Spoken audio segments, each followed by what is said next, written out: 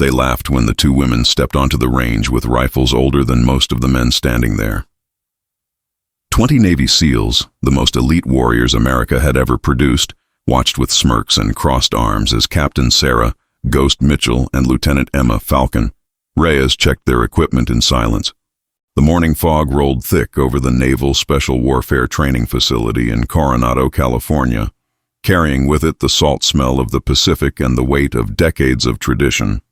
A tradition that, according to most of the men present, didn't include women holding sniper rifles in competition against them. But that morning, everything they believed about precision, patience, and pride was about to shatter like glass under a bullet's impact. Before we continue, drop a comment below telling us what city or country you're watching this from. Sarah Mitchell grew up in the mountains of Montana, where silence wasn't just golden, it was survival. Her grandfather, a Korean War veteran and hunter, taught her that respect for the rifle came before respect for the shooter.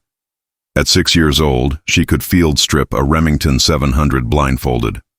At 12, she took down a charging grizzly bear that had wandered too close to their cabin. One shot, clean through the heart, 200 yards in failing light. Her father never praised her for it. He simply nodded and said, "You'll do." Those 3 words became her standard for everything that followed. When she turned 18, she didn't go to college like her mother hoped. She went to the recruiter's office in Missoula and signed her name on the line that would take her as far from the quiet mountains as possible, yet somehow keep her in the same kind of silence. The silence before the shot. The silence between heartbeats. The silence that separates life from death. Emma Reyes came from a different world entirely. Born in Miami to Cuban immigrants, she grew up surrounded by noise, color, and constant motion. Her father ran a small restaurant, her mother worked 2 jobs, and Emma was the youngest of 5 children in a household where quiet never existed. But she found her silence in an unexpected place, on the rooftop of their apartment building, where she would escape with a BB gun her uncle gave her for her 10th birthday. She would sit for hours, shooting at targets she drew on cardboard boxes, learning to control her breathing, learning to make the chaos of the city below disappear until there was nothing but her, the target, and the space between. When her older brother joined the Marine Corps and came home in a flag-draped coffin after an IED explosion in Fallujah, Emma made a promise to herself. She would honor him not with grief but with action. She would become what he always wanted to be, the best. She enlisted at 19, and by 23 she had earned her place in sniper school, one of only 6 women to ever attempt the course, and the only one to finish in the top 10%. The 2 women met 3 years ago during an inter-service sniper competition at Fort Benning, Georgia. Sarah was representing the Navy SEALs. Emma was with Marine Corps reconnaissance. They didn't speak much during the competition, just nodded to each other between stages, but there was an understanding between them that needed no words. They both knew what it cost to be there. They both knew the weight of every stare, every whispered doubt, every assumption that they didn't belong. When the competition ended, Sarah placed 2nd overall, Emma placed 4th, and both were ahead of dozens of male snipers with twice their experience. Afterward, sitting alone in the mess hall while the men celebrated or sulked in their respective groups, Sarah walked over to Emma's table and sat down without asking. "You pull left on shots over 600 meters, Sarah said. Emma looked up, ready to be offended, but saw only honesty in Sarah's gray eyes. "You drop your breathing rate too fast on moving targets," Emma replied. Sarah smiled, the first real smile she'd managed in months. They spent the next 4 hours talking about windage, mirage, ballistics, and the 100 tiny details that separated good shooters from great ones. By the time the sun set, they had become friends. More than that, they had become allies in a war that wasn't always fought with bullets. The challenge came about 6 months ago, during a joint training exercise in the Nevada desert. Sarah and Emma were both assigned as sniper instructors for a mixed unit that included 20 Navy SEALs, 15 Marine Raiders, and a handful of Army Rangers. The exercise was supposed to last 2 weeks, focused on desert warfare tactics and long-range reconnaissance. But on the 3rd day, during a routine shooting drill, one of the SEAL team leaders, a man named Commander Derek Hastings, made a comment loud enough for everyone to hear. "I don't care what the brass says about integration," Hastings announced, standing in front of the assembled group with his arms crossed over his barrel chest. A sniper team needs trust, and I don't trust anyone who needs special accommodations to be here. He wasn't looking at anyone in particular, but everyone knew who he meant. Sarah and Emma stood at the back of the formation, their faces neutral, their jaws tight. Several of the men looked uncomfortable, a few nodded in agreement, and most just stared at the ground. Hastings continued, warming to his subject like a preacher at a revival. The standards are the standards for a reason. You lower them, you weaken the team, and a weak team gets people killed. Sarah felt Emma's hand touch her elbow, a silent message to stay calm, to let it go, to not give them the satisfaction. But Sarah had spent her entire career letting things go. She had swallowed 1,000 insults, ignored 1,000 doubts, proven herself 1,000 times only to have to prove herself again the next day. She was tired. Not physically tired. She could ruck march for 20 miles with a full pack and barely break a sweat. She was tired of the constant test, the unending trial, the perpetual need to be twice as good to be considered half as capable. So instead of staying quiet, she stepped forward. "Commander Hastings," she said, her voice cutting through the desert air like a blade. "Are you suggesting that Lieutenant Reyes and I received special accommodations?" Hastings turned to face her, surprise flickering across his weathered face before settling into a condescending smile. "I'm suggesting that the standards have changed, Captain, and not for the better." Sarah nodded slowly. "Then let's test that theory. You pick your 20 best shooters. Lieutenant Reyes and I will compete against them. Any drill you choose, any distance, any conditions. If we lose, we'll request transfers out of instructor positions. If we win, you apologize to us and to every woman who ever wore this uniform in front of the entire unit." The silence that followed was absolute. Even the wind seemed to hold its breath. Hastings stared at her, clearly not expecting the challenge, clearly trying to decide if this was a trap. But his pride wouldn't let him back down, not in front of his men, not after making such a bold statement. "You're on," he said finally. "1 week from today, long-range precision course. 20 of my SEALs against the 2 of you. We'll see who's been given accommodations." He walked away, his team following, already talking amongst themselves about the easy win ahead. Emma moved beside Sarah, her voice low. "You know they're going to make this impossible, right? They're going to stack every advantage they can." Sarah watched Hastings disappear into the barracks. "Let them. We're not trying to win fair. We're trying to win completely." The week that followed was the longest of Sarah's life. She and Emma trained separately during the day, fulfilling their instructor duties, but met every evening after dark to practice together. They didn't talk much about the challenge itself, didn't discuss strategy or worry about the odds.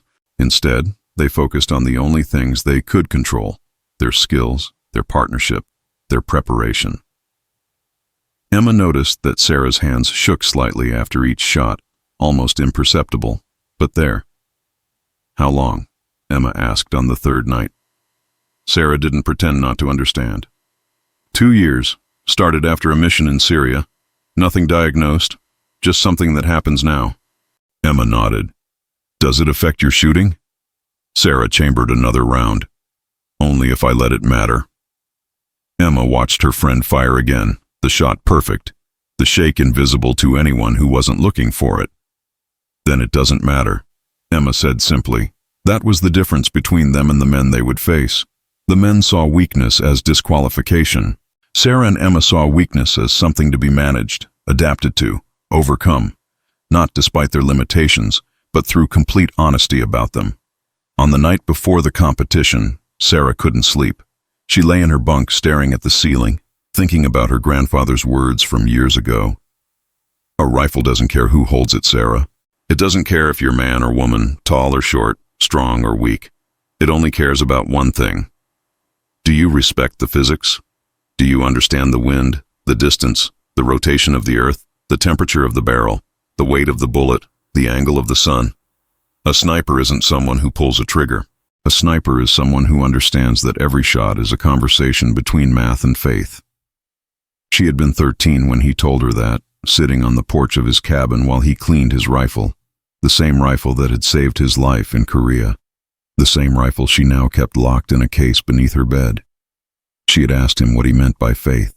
He had looked at her with those sharp blue eyes, eyes that had seen too much and remembered everything. Faith is believing that if you do everything right, if you account for every variable, if you make yourself into an instrument of precision, then the universe will honor that. The bullet will fly true, not because you deserve it, but because you earned it. The morning of the competition arrived with a sky so clear it looked like blue glass. The entire unit assembled at the range, along with several senior officers who had heard about the challenge and decided to observe. The course was brutal by any standard. 10 shooting positions spread across 3 miles of desert terrain, distances ranging from 300 to 1,200 meters, targets both stationary and moving, wind conditions that changed by the minute, and a time limit of 4 hours to complete everything. Each shooter would fire 3 shots at each position, 30 shots total, and scores would be calculated based on accuracy, speed, and environmental adaptation. The 20 SEALs would rotate through the course in teams of 4, their scores combined for a team total. Sarah and Emma would shoot together, their combined score representing their challenge. Commander Hastings stood at the starting line, checking his watch, his face set in an expression of grim satisfaction. He had spent the week selecting not just his 20 best shooters, but configuring the course to favor speed and strength over patience and precision. Several positions required climbing, rope work, or carrying equipment across rough terrain. It was designed to exhaust, to test physical limits, to prove his point about standards. What he didn't understand, what he couldn't understand, was that Sarah and Emma had been climbing mountains and carrying weight their entire lives. Not just literal mountains, but the mountain of expectation, the weight of doubt, the exhausting slope of having to prove themselves every single day. This was just another hill. They had climbed higher. The first SEAL team started, 4 men moving with practiced efficiency through the course. Their shots were good, very good, hitting 17 out of 20 targets between them in the first 2 positions. The crowd murmured approval. These were elite operators, men who had been shooting since they could walk, trained by the best instructors in the world, hardened by combat and competition. By the time the second team finished their rotation, the SEAL scores were exceptional, ahead of the curve, exactly what everyone expected. Then Sarah and Emma stepped to the line. Sarah carried her grandfather's rifle, an M14 that looked ancient compared to the modern precision instruments the SEALs were using. Emma had her own weapon, a Remington 700 she had customized herself, every part selected and adjusted for her specific build and shooting style. They didn't speak as they moved to position 1. They didn't need to. They had done this 1,000 times, in practice, in competition, in the quiet understanding that exists between people who have chosen to face the world together. Position 1 was 300 meters, stationary targets, relatively easy. Sarah fired first, 3 shots in quick succession, 3 hits center mass. Emma followed, equally precise. They moved to position 2 without celebration, without acknowledgement, just the mechanical process of loading, checking, preparing for the next. Position 2 was 450 meters with a crosswind that was gusting unpredictably. Sarah watched the mirage through her scope, counting seconds between gusts, waiting for the pattern. Emma lay beside her, already calculating windage in her head, already adjusting her scope. They fired almost simultaneously, their shots tearing through targets 8 inches apart, both dead center. By position 3, the crowd had gone quiet. By position 4, even Hastings had stopped smiling. By position 5, everyone understood they were witnessing something extraordinary. The real test came at position 7, the longest shot on the course at 1,200 meters. The target was a silhouette barely visible in the distance, made smaller by heat shimmer and complicated by a swirling wind that seemed to change direction every 30 seconds. The SEALs had struggled here, even the best teams only managing 1 or 2 hits out of their combined attempts. Sarah and Emma approached the position in silence, both of them feeling the weight of the moment. This was where they would either prove everything or lose it all. Sarah set up first, her grandfather's rifle looking like a relic from another era. She could feel every eye on her, every doubt, every hope. She settled into the dirt, feeling the desert heat through her uniform, feeling her heartbeat slow as her training took over. She didn't think about Hastings or the challenge or the politics of gender and military service. She thought about the wind. She thought about the bullet's path.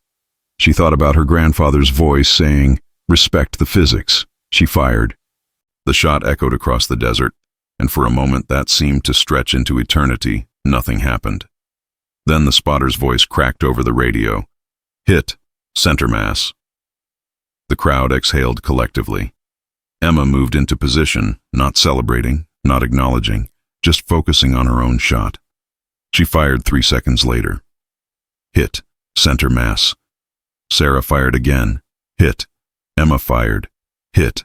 Sarah fired her third and final shot at position 7. Hit. Emma did the same. Hit. 6 shots at 1,200 meters, 6 perfect hits. In winds that had defeated men with twice their experience and equipment 3 times as expensive. When they stood up and moved to position 8, Sarah finally looked at Hastings. His face was pale, his expression somewhere between shock and something that might have been respect, though he clearly didn't want to feel it. The remaining positions were almost anticlimactic.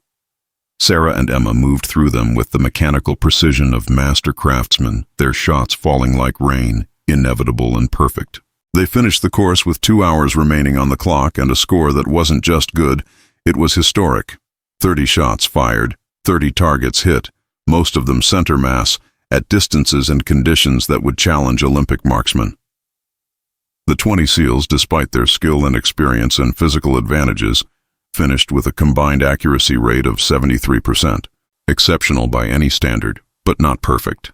Sarah and Emma had fired 60 shots between them and hit 60 targets. 100%. Perfect. Not because they were superhuman or because the standards had been lowered or because they had been given advantages. Perfect because they had spent their entire lives learning to be perfect, because anything less would be used as evidence of their inadequacy, because they couldn't afford the luxury of being merely excellent. The awards ceremony that followed was brief and uncomfortable. The base commander, a colonel who had been skeptical of the whole competition but couldn't ignore the results, presented Sarah and Emma with commendations for marksmanship. The applause was genuine from about half the assembled troops, reluctant from the other half and completely absent from Hastings and his immediate circle. But Sarah didn't care about the applause. She cared about the promise. After the ceremony ended and the crowd began to disperse, she walked directly to where Hastings stood with his team, Emma beside her. "Commander," Sarah said, her voice carrying in the afternoon air, "I believe you owe us something." Hastings looked at her, and for a long moment she thought he might refuse, might find some excuse or technicality to avoid the humiliation. But whatever else he was a Navy SEAL, and SEALs honored their commitments, even the ones they regretted. He called his men to attention, then turned to face the remaining crowd, his voice loud enough for everyone to hear. "Captain Mitchell, Lieutenant Reyes, I was wrong. I questioned your abilities and your right to be here based on prejudice, not evidence. You have proven yourselves to be among the finest marksmen I have ever witnessed, and I apologize for my disrespect, not just to you, but to every woman who has served with distinction in our armed forces." He saluted them, crisp and formal.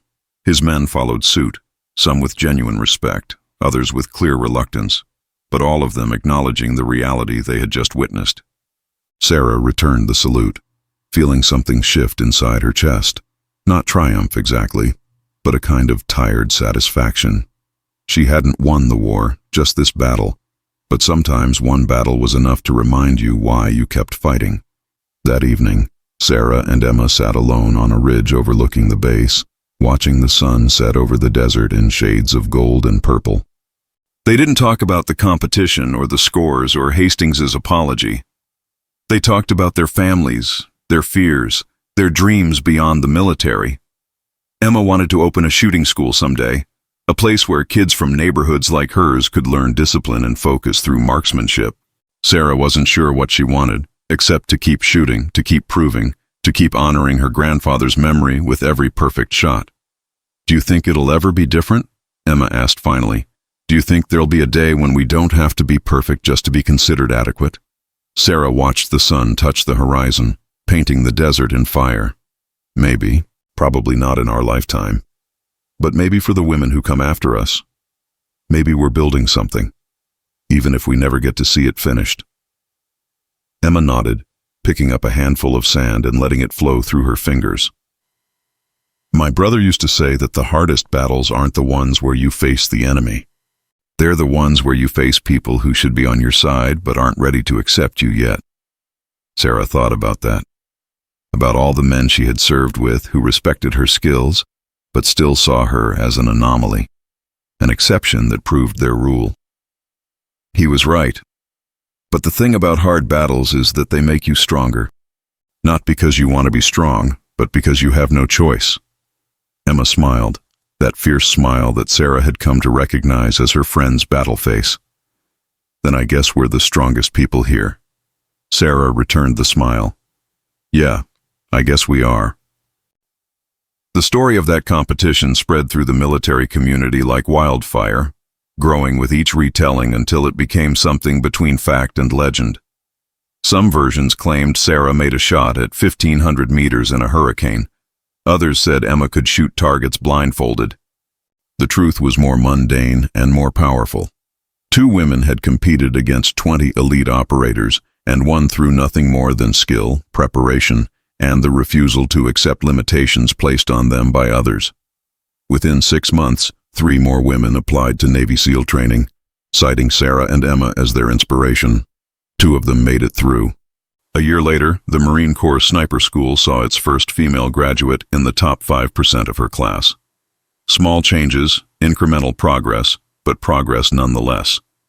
Sarah kept her grandfather's rifle, but she stopped using it in competitions. It had proven its point, proven that age and tradition weren't weaknesses but sources of strength, that sometimes the old ways held wisdom the new ones had forgotten. She focused instead on teaching, taking every opportunity to mentor young shooters regardless of gender, helping them understand that marksmanship wasn't about physical strength or aggression, but about patience, precision, and respect for the craft. Emma continued her competitive career, racking up wins at national and international levels, her face appearing in recruitment materials, despite her initial reluctance to be used as a symbol. She understood that whether she wanted it or not, she represented something larger than herself, and she bore that responsibility with the same grace she brought to everything else. Commander Hastings never apologized again, but he did change. In the months following the competition, his teams began to include more female operators, and while he never became an advocate exactly, he stopped being an obstacle. Sometimes that was enough. Sometimes all you could ask was for people to step aside and let merit speak for itself. The base where the competition happened eventually erected a small plaque commemorating the event, though the wording was carefully neutral, focusing on the remarkable marksmanship display rather than the gender politics that had sparked it. Sarah and Emma both found that funny, the way institutions always tried to sand down the sharp edges of progress, making it palatable and safe for everyone. But they also understood that progress didn't always announce itself with trumpets and celebration. Sometimes it arrived quietly, in small acknowledgments, in doors opening just a little wider, in the absence of questions that used to be automatic.